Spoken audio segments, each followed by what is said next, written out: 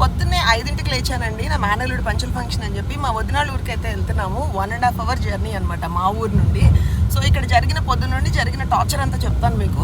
మాకేమో ఏసీ కావాలి, మాకు ఇన్ ద సెన్స్ నాకు, నా పిల్లలకి, మా సిస్టర్కి, అందరికీ. ఈ పెద్దవాళ్ళకేమో నీళ్లు కావాలి. మోటార్ వేస్తే ఏసీ వేయకూడదు అంటారు. అదేమంటే పల్లెటూరు కదమ్మా, ఇంత ఏసీ ఇంత భరించదు కరెంట్ అని అంటారు. వాళ్ళకి నీళ్లు, మాకు ఏసీ, భయంకరమైన రచ్చ. పొద్దున్నే మామ్ అండ్ డాటర్ ఫైట్ అయితే జరిగింది. సో మీ ఇళ్లలో కూడా మీకు ఇలా జరుగుతుంటే కనుక ప్లీజ్ కామెంట్. ఇది పక్కన పెట్టేస్తే ఆల్రెడీ హైదరాబాద్లో ఏ నగలు పెట్టుకుంటాము, ఏ చీరలు కట్టుకుంటాము అన్న ప్లానింగ్ తోటే సర్దుకుంటాము. మమ్మల్ని చూస్తారు దగ్గరుండి, అంతా బాగుంటుంది. అంతా రెడీ అయినాక ఇది బాగున్నట్లేదే, దీనికి ఇది బాగుంటుందే, తీసిన నగలు ఎక్కడ పెట్టావు, స్పెషల్లీ మంగళసూత్రాలండి ఎంటబడిపోతూ ఉంటారు. ఎందుకంటే రోజు వేయం కదా. అమ్మ మెడలో గొలుసుందా అని 10 మందిలో 100 సార్లు అడుగుతారు.